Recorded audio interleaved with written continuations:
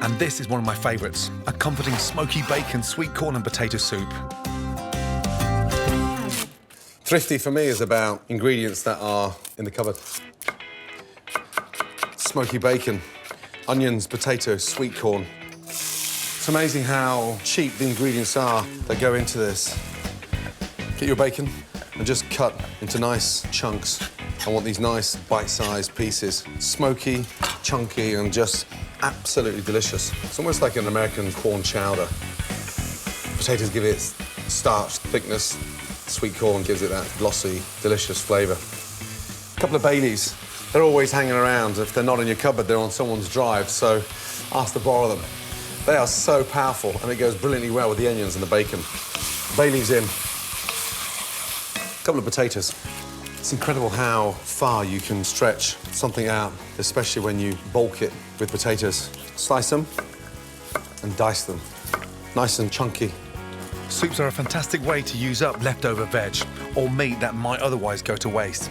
And if you make it in bulk, freeze it in individual portions and save on lunches throughout the week. So you can see already how hearty and robust the soup is. It's a delicious combination. Onions, bacon, potatoes, and now some fresh leeks. Open up the leek into 4.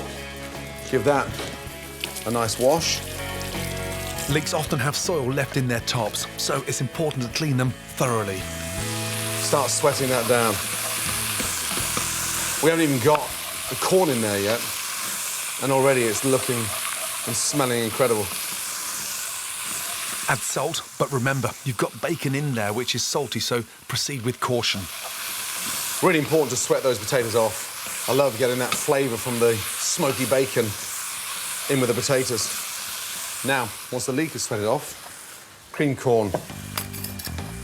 A popular side dish in the States, cream corn is made from fresh, frozen, or even tinned corn, cooked with onion, butter and cream, and can be bought ready-made. That starts to give the foundation to the soup.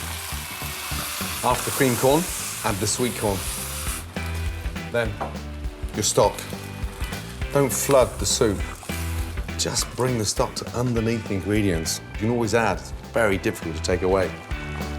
Homemade chicken stock is so cheap to make. Just boil up your roast chicken bones with a few fresh veg and freeze in batches for when you need it. Lighten the load with a touch of milk.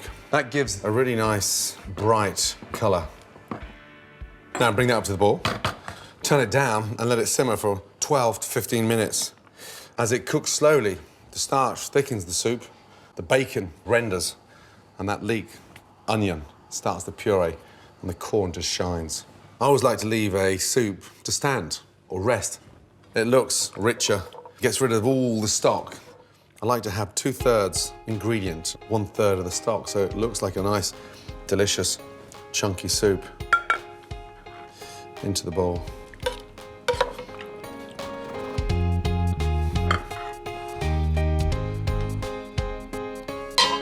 Beautiful. Tinned sweet corn, a leek, potato, and some streaky bacon. But it doesn't look like it's just come out of a store cupboard.